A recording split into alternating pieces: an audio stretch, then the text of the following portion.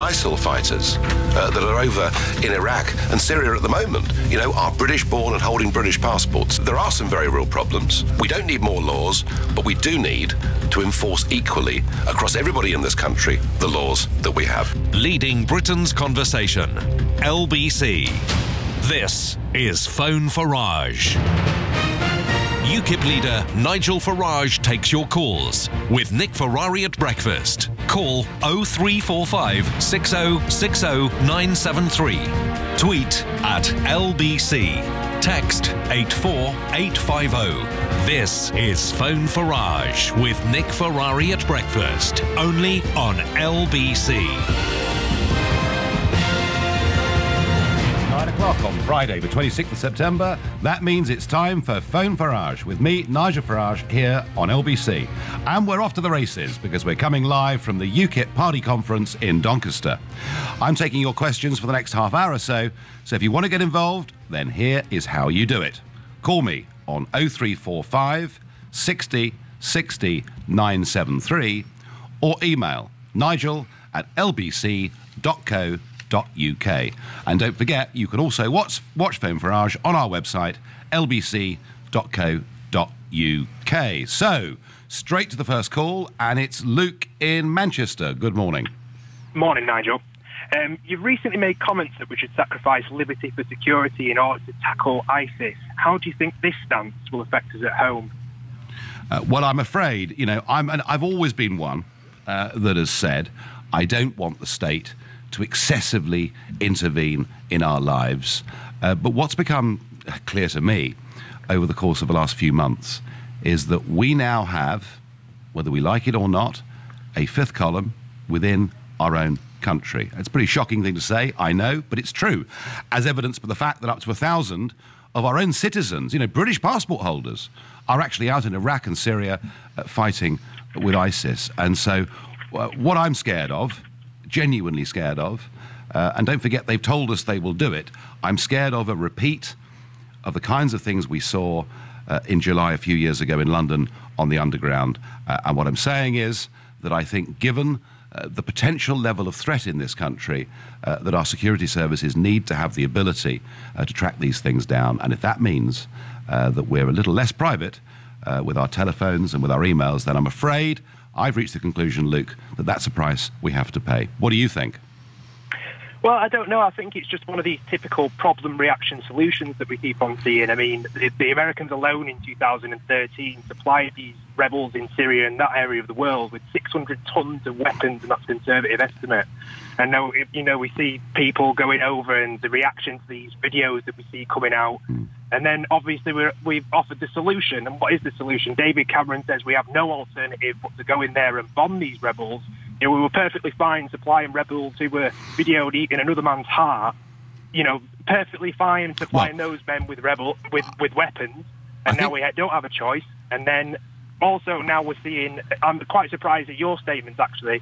You know, you usually have a libertarian standpoint to say that even though John C. English, the NSA deputy director, that says in the USA at least only one terrorist plot was actually stopped by the mass phone tapping that happened in that country, that we must sacrifice liberty. Luke, let's hear from Nigel Farage. Luke, I've got a lot of sympathy with what you're saying. Number one, I agree with you. David Cameron, this time last year, wanted to arm the very people that have morphed into ISIS, and our foreign policy in this area has been flawed and wrong for years. Secondly, just playing catch-up with Obama in launching bombing raids in Iraq will, yes, of course it'll kill some of these people, but it will also kill a large number of civilians, and I don't see a proper long-term plan, so I agree with that.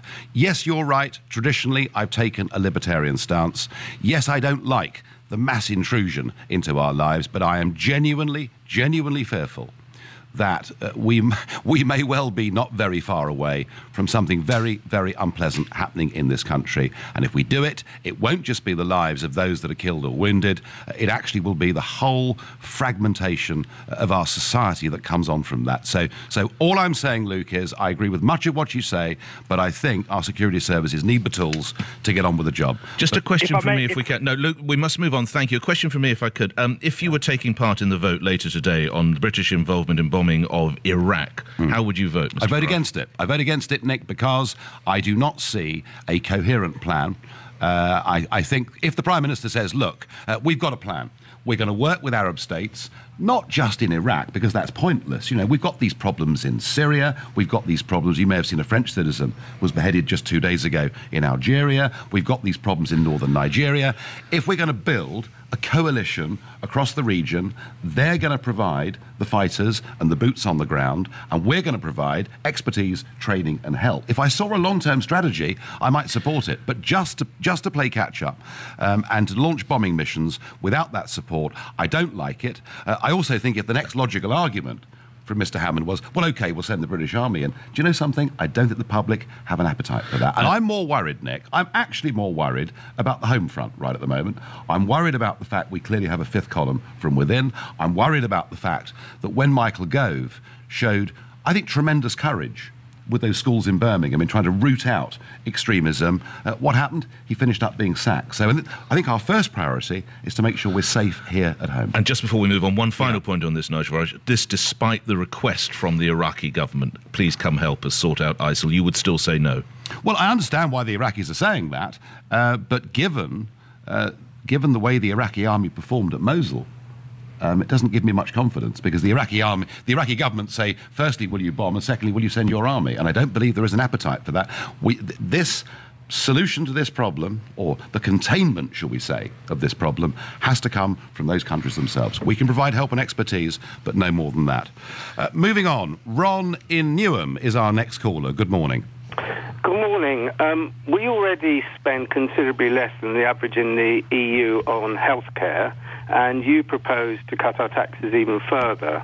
So you want to put more money in my pocket. That's presumably so I have to pay as an individual for my own healthcare. How can that be right? Good morning, Ron. First things first, you're absolutely right to say that up until 1997, we did, as a country, spend a lower proportion of our gross domestic product on healthcare than our next-door neighbours in Europe, and, you know, perhaps the best comparisons are France and Germany. That is no longer the case. One of the promises that Tony Blair did keep was he massively increased, with Gordon Brown as well, spending on the National Health Service. But we never reached the average of the EU in spite of Tony Blair's We've actually, for many years, been spending more as a proportion of GDP than France. You must listen to Ron. Listen to Nigel Farage. You'll come back in a moment, Mr. Farage. I'm making the clear point that we now spend more than the French on health, but we're getting a poorer delivery on cancer, stroke and heart attack delivery than they are in France. And can I just make this clear? One of the Labour Party's attacks on Ukip, and they're very scared of us up here in Doncaster and in particularly much of the north of England. Why? Why are they scared? There's a 10,000 majority for Mr. Miliband here. They're scared because what they've seen over the last 3 years is the Ukip vote really biting and holding in these northern towns and cities. We are now the opposition party to Labour in most of the north of England. And what they've tried to do is to put out this myth that UKIP wants to privatise the National Health Service. If UKIP have any influence over power, you'll have to pay to go and see your GP, and that we want to privatise it. Ron, I tell you who privatised the National Health Service, or began that process? Labour, by introducing PFI deals, which have given the most appalling value for money to hospitals. Labour, by outsourcing many of the contracts to private companies who've made a lot of money on the back of it. I give you my assurance, Ron, that UKIP wants to maintain the National Health Service and absolutely insists that it remains free at the point of delivery. Quick response from you, Ron, briefly, if you would. How will it do that on a smaller tax take? Well, the point about... OK, fine. The point about the smaller tax take is this. Our absolute priority is to get people who are earning minimum wage not paying tax. Why? People must be incentivised to come off benefit and go to work, number one. And number two, for all of those on minimum wage, their living standards over the course of the last 10 years have significantly gone downwards because of the cost of the gas bill and everything else. And actually, I think this initiative that we're launching today to say no tax on £13,500 a year, I would not be surprised, Ron, if by the next general election that actually wasn't the policy of one or more of the other parties. How will you achieve so much with a lower... Just coming back to his central point, Mr. Farage.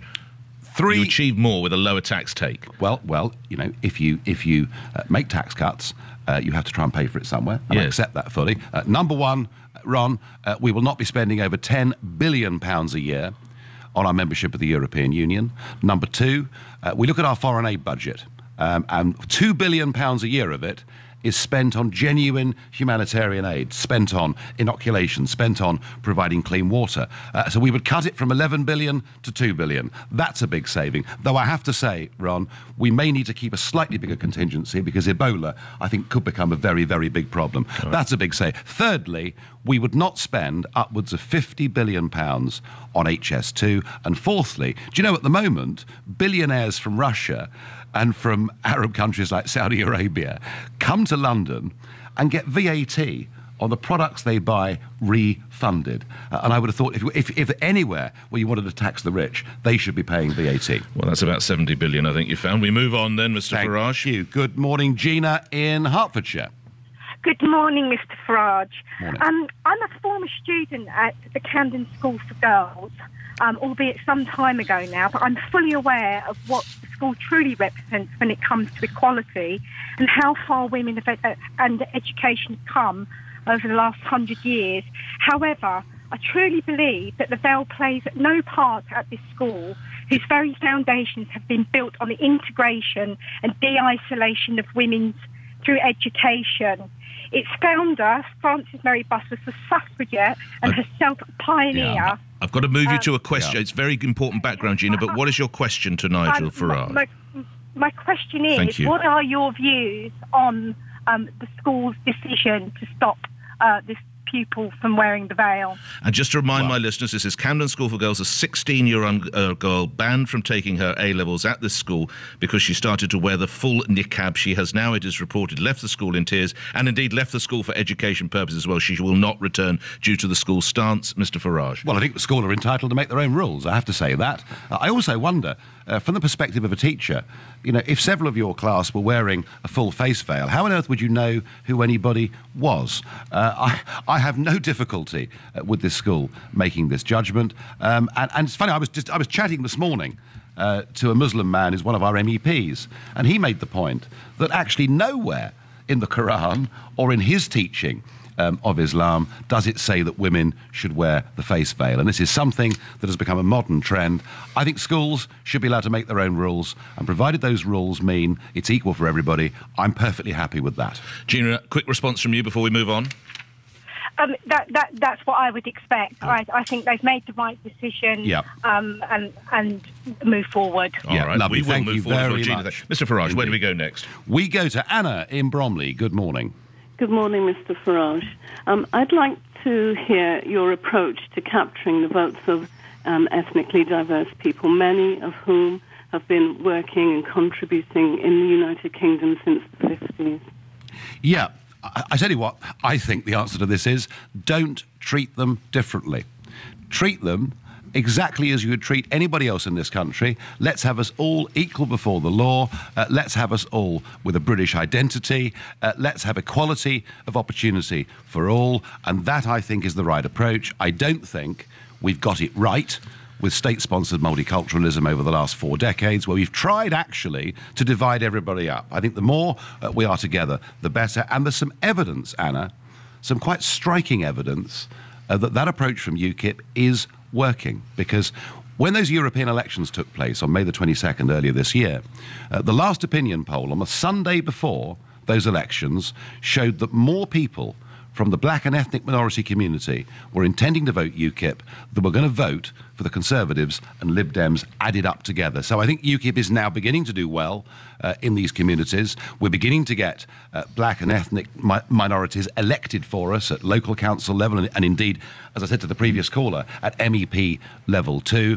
But we will do this, and our approach to this would be to treat everybody the same in one united country. Okay. Let me do some emails that are coming in, Mr. Farage. Ian Hodge. Nigel, I'm in a Conservative seat in Reading with a small majority, as it's generally a Labour seat. I want to vote for you, but I cannot stand the thought of giving the seat back to Labour. As there's little chance of Ukip winning the seat, if you were me, what would you do? Well, Ian, you know, I would say to you that in a democracy that people fought and died for, you should vote for what you believe in. It's rather like football teams. You know, if you want to support Man City or Liverpool, that's fine. But, you know, we go on supporting Crystal Palace because kind of that's our team. And I would adopt that approach to voting. Vote for what you believe in. Ian, I would also say this to you. You will get the London-based media who live and work and breathe and drink alongside the political class, who all have a sort of uniform view that virtually every single Ukip voter is a retired half-colonel living on the edge of Salisbury Plain. And yeah, a few of those do vote for us, it's true. But actually, the reason I'm in Doncaster today and the reason we're fighting hard in this by-election across the Pennines in Hayward and Middleton, which reportedly the Labour Party are deeply concerned about the advances we're making there. The point really, Ian, is this. We draw our support from across the spectrum, and I can't tell you whether Reading's a winnable seat or not. What I do know is Ukip will win seats in the House of Commons next year, and that will change politics. Now, we're in Doncaster, as you say. If the sun shines on the righteous, Nigel Farage, you must be truly angelic, because it is absolutely blazing hot. It's a glorious day. We're the wrong side of, like, a greenhouse glass, so it's getting pretty hot in here. But you might not have the full media focus you might have liked. Down in Parliament, of course, David Cameron has called this vote. Was that politically strategic, what he did? All I can say to you is the day after Douglas Carswell joined Ukip, there was an announcement that we'd been put on a state of emergency in this country. May well be true. And a few weeks later, when Mr Cameron decides he wants to get involved with these bombing missions, he decides that parliamentary debate and vote must be held on the same day as the Ukip conference. Everybody I met in London on Wednesday, amongst the journalists and a few MPs that were milling around, said, what on earth was wrong, if it was that important, with doing it yesterday, Thursday? The Labour Party conference had finished. Mr Cameron was back from America. They could have done it yesterday. They've chosen to do it today. I'm not going to be conspiratorial about this. Are they running scared, Mr Farage? I think they're terrified. We move on. An email here. Alana in Cobham. I've seen the video for you for the Ryder Cup. I've never laughed so much in my life. Credit to you. Two things. One, do you actually play golf? Two, how much were you paid? Right. Well, Alana, if it made you laugh, then it achieved the objective. I did it because I used to play golf, and I'll come back to that. I thought that swing looked rusty, Mr Farage. Very. I love the Ryder Cup. It's a fantastic competition. You know, golf is normally an individual's game. And yet, when it's played as a team game, it really is an exciting thing to watch. And I've even been to the Ryder Cup myself and watched it. And thirdly, I thought, what a great opportunity for me to say to people, I love Europe. It's just the European Union that I don't actually like. So I did it. I played golf as a youngster quite a lot, and I played off 4 handicap for 7 years. I was briefly 3. Whoa. So I was a 4 handicap golfer. Unfortunately, I had a very major car crash in the late 1980s where I damaged my head. This won't surprise many people, of course, but I damaged my head. I'm not commenting. And I had some inner ear damage. And somehow that hand-eye coordination with that little golf club blade and a ball, and I was never quite as good again. Shame. Then, of course, since then, I've had a plane crash and goodness knows what else. So I'm not physically actually in that great a shape. Plus, I'm doing this job, which is 24/7. So I've actually played 2 rounds of golf in 20 years, which is why the swing looked as bad as it did. And how much was I paid? I knew somebody was going to ask me this. Nothing. All right? How much was Ukip paid? Nothing. You did it purely for the promotional benefit? I did it because I thought it'd be a good, fun thing to do. And you know what? I enjoyed doing it, and I hope it makes people laugh. I really do. Get it on lbc.co.uk to check it out. Mr Farage, where do we go next? We go to Andrew in Basingstoke. Good morning. Hi, Nigel. Hi. As a voter, if you get into government, would you re-look at the way the Child Support Agency calculates payments for parents?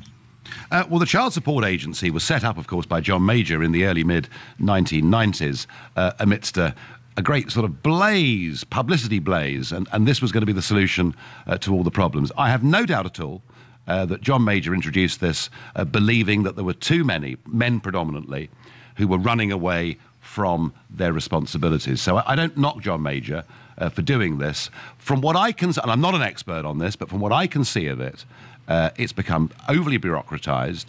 It acts in an incredibly high-handed, undemocratic manner, and actually puts the fear of God into the lives of many people. And so I've kind of moved to the view, Andrew, that whilst their tactics have sometimes been deplorable, actually the Fathers for Justice campaign does have some legitimacy in that you do get, and it's not always men, but predominantly men, you get men who are denied access to their children whilst at the same time are being chased through the courts by the CSA for claims that are sometimes wholly unreasonable because they appear to be based on what people used to earn rather than perhaps on what they're earning today. So I do think this needs a bit of a rethink. Quick response from you, Andrew. I just think it's bias with women because in my personal circumstances, I earn just under 30,000. Right. My ex-wife earns over or has over 100,000 coming into her household, and I pay over £200 but under 300 in child support agency. And I have 3 children and I'm remarried.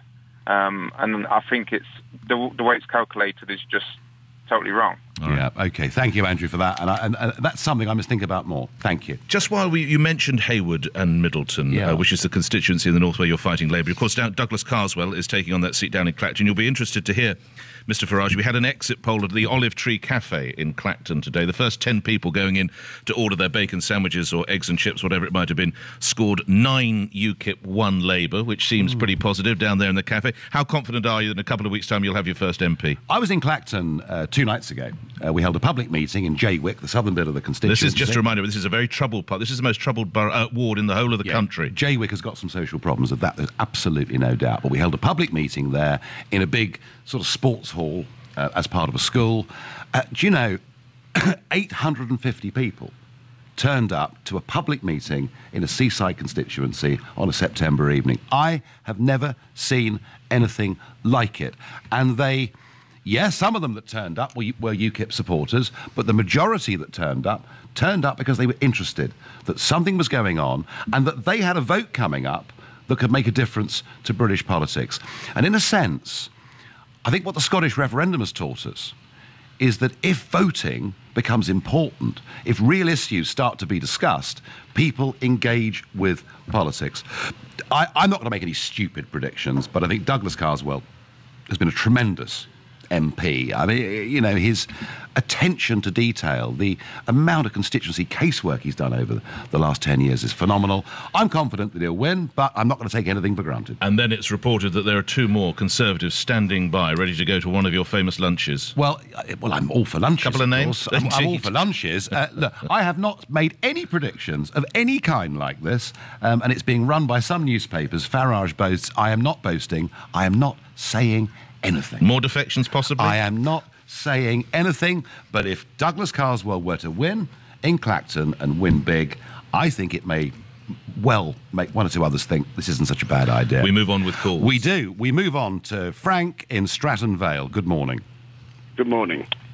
Now that UKIP has become a mainstream party in British politics and you're about to become the member for Clapton, well, I think that you should be invited to a TV debate when they have the TV debate. What do you think? And what can you do to enable that? And what can we do to enable that? Something factual, Frank, is that I myself am not standing in Clacton. Yes. That's Douglas Carswell, who's been the Conservative MP, who will be here in Doncaster later on today. Secondly, TV debates. Well, of course, it's funny you should raise that because Mr. Ferrari, sitting to my left, was the man on this very show who managed to get Nick Clegg to challenge me to a debate. In fact, we had 2 debates in the end. The first one run and sponsored by LBC and a subsequent one from another broadcaster. And we did that back in late March and early April of this year. And it's very, again, make politics relevant, people care. The sheer number of people that followed that LBC debate, either directly live or later on their computers. I mean, it was unbelievable, the millions of people. It was millions. Literally. Absolutely millions of people that reached. So, Frank, the answer is I've already done 1 debate, so Nick was happy to debate with me. I have a feeling, and I could be wrong, that Dave appears to be less comfortable with the concept of having this debate. I think it would be outrageous if we faced the general election next year and if UKIP was still, in the opinion polls, double or triple the level of the Liberal Democrats. It would be outrageous for us to be excluded. And if you really want to help, Frank, I think what you should do is pen a couple of very simple 1 or 2 sentence letters to the broadcasters saying that you think it'd be right and proper for UKIP to be in those debates. So that would be a tremendous help for me. All right, well said. Thank you. I have to put you a story on the front page of The Guardian, Mr. Farage. I don't know if you've had sight of this. This is the father of the main prosecution witness in Britain's biggest child sex grooming scandal, of course, just along the road there, just a canter away in Rotherham, accusing you're exploiting the issue for political gain. You've brought UKIP into Doncaster to try and unseat Labour in a Manchester by-election, and you don't heed. This man says it's unfair. You're using the scandal to win votes. Well, Doncaster was booked way before we knew there was going to be a by-election in Manchester, so that doesn't actually What cut about at the all. Rotherham child sex abuse scandal? You have strong views on that, don't you? The individual concerned who's made these complaints has quite a political background and history himself, and reasons I can see why he may not like UKIP, all right? But let's deal with the issue itself. Rotherham. He is the father of one of the witnesses. I know he is. Yeah. I know he is, but So he does have a view, an interest. He certainly has an interest, but he also has a very deeply political background himself. Here is my view, Nick. My view is that Rotherham was part of the one-party state that much of the north of England has become under Labour. Massive majorities. And massive majorities lead to complacency. And complacency leads to mistakes and even corruption in many cases. I mean, here in Doncaster 10 years ago, there was something called Donegate, a big corruption scandal that happened in this very town that we're in this morning. But in Rotherham, a Labour-controlled council, a child protection service working directly for that Labour-controlled council, and let me show you how political this is. Just over 2 years ago, a couple in their mid-40s, professional foster carers, and I take my hat off to anybody that can do that. The heartbreak of taking children and then having to give them away again, a terribly difficult thing to do. And that couple, who were a successful, top-notch, A1 graded foster couple, had 3 children removed from them. Do you know why? Because they openly supported UKIP.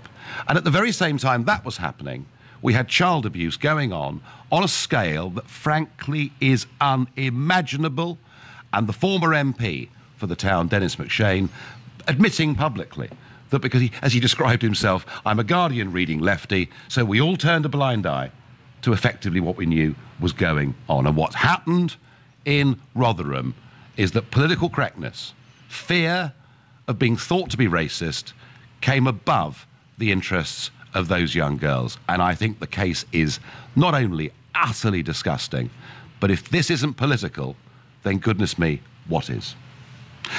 OK. John in Richmond is our next caller. Good morning, Mr. Farage. Good morning, Nick. Hello. Thanks for taking my call.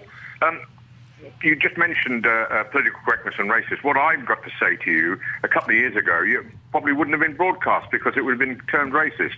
I want to mention the issue of immigrants and benefits claims. It's often trotted out that the number of immigrants claiming benefits is very small, and it is. Estimates from the National Audit Office reports are that only between 3.5% and 6.2% variable of all immigrants are claiming benefits.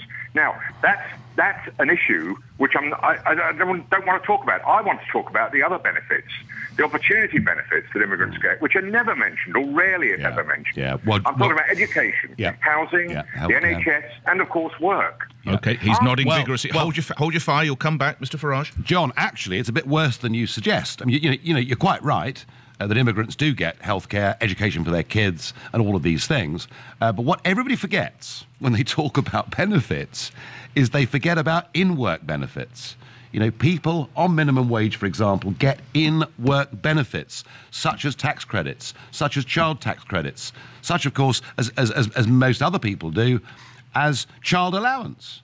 So you can come here from Warsaw, get a job, your children may never have been to Britain, and yet you can qualify for child allowance. So what would you do, Mr. Farage? Well, the absolute truth of it is this, that the percentage of immigrants that are on benefits of some kind is massive, because many of the immigrants that come to Britain now are those that come here from very poor countries to seek low-paid jobs. And nobody, I don't for a moment blame any of them for wanting to do that. I understand why they want to do that. I just see a disbenefit in terms of wage compression in this country. I would say this, John, dead simple. If we need foreign workers to come to Britain, that's terrific. We give them a work permit, and if they can show us they've got a place to live in, and they've got insurance, health insurance, for the time they're here. That is fine. But quite honestly, I do not think people should claim benefits in this country or be entitled to them until they've been here for 5 years, paid into the system and obeyed the law. We've got about a minute and a half. Just briefly, can I put on this radio station, on LBC yesterday, Nick Clegg, as regards the hunt for the missing Latvian bodybuilder and wife murderer, suggested that we needed a sort of enhanced Interpol in a way to ensure that people from Latvia and elsewhere could not get into Britain. My caller suggested a more robust system. How would you guard our borders against Latvian murderers? Classic of Nick, isn't it? You know, trying to deflect the issue. The issue is we are members of the European Union because Mr. Clegg and our political class want us to be so. And under the rules of that union, we do not have the ability to stop foreign convicted murderers from coming into our country, period. We don't need a beefed up, and it's not Interpol Nick wants, it's Europol. What he actually wants is the European Union police force to have this power. I want us to have our own laws in our own country. I want foreign workers, I want immigrants to come to Britain, but I want good people. I want to control the quantity and the quality of those that come to Britain, and that Latvian, if we had anything to do with it, would never have been allowed to come to this country. We've got a few seconds left, and we've got time, I think, for Nick in Feltham. Morning. Good morning, Nigel. Good morning. Good morning. Thank you for taking my call as well. I've always voted Labour, Nigel, but at the last general election, I decided to vote for the Liberal Democrats because I like some of the ideas. Immediately, they got into coalition, which is something I didn't vote for, and I felt I was sold down the river. If I vote for Ukip at the next general election, what's going to stop you selling me down the river and going to immediate coalition with anybody else? Nick, can I tell you, I gave up a career in business, quite a good career in business, to come into politics out of passion and conviction. There are lots of things I want for a better country, but the first thing I want, Nick, is I want my country back. My country has been given away by our politicians. We have the majority of our laws now made in Brussels. We have no border controls, as we saw from the previous question over the Latvian murderer. I want the British people to govern their own country in a democracy, and I will never, ever, ever sell out on that principle. I promise you, hand on heart. You'll be addressing more than 2,000 party faithful later today, which is an extraordinary increase in a very short time. Will you make that address without notes, or will you have some form of prompt or speech in front of you? That's a very good question. I've been so busy this week, I haven't yet had time to even sit down and write the speech. That's going to happen at lunchtime. I'll work it out later. What did you make of Ed Miliband's speech, if you had sight of it earlier this week? I saw little clips of it. I didn't follow. He forgot the economy, he forgot the deficit, he forgot immigration. It was interesting, he forgot a bit about immigration. Yeah, well, of course, Labour would rather not discuss immigration. I don't know. Ed Miliband's a perfectly nice fellow to talk to, but there isn't a great deal of passion or fire or belief or connection. You know, the leader of the party that is supposed to represent the working classes, I don't think he connects with them.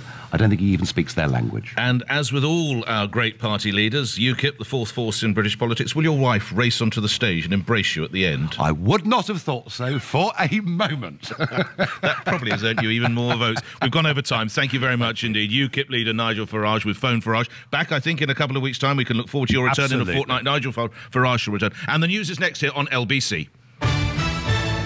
UKIP leader Nigel Farage has told LBC he would vote against a British involvement in airstrikes against Islamic State militants in Iraq. I do not see a coherent plan.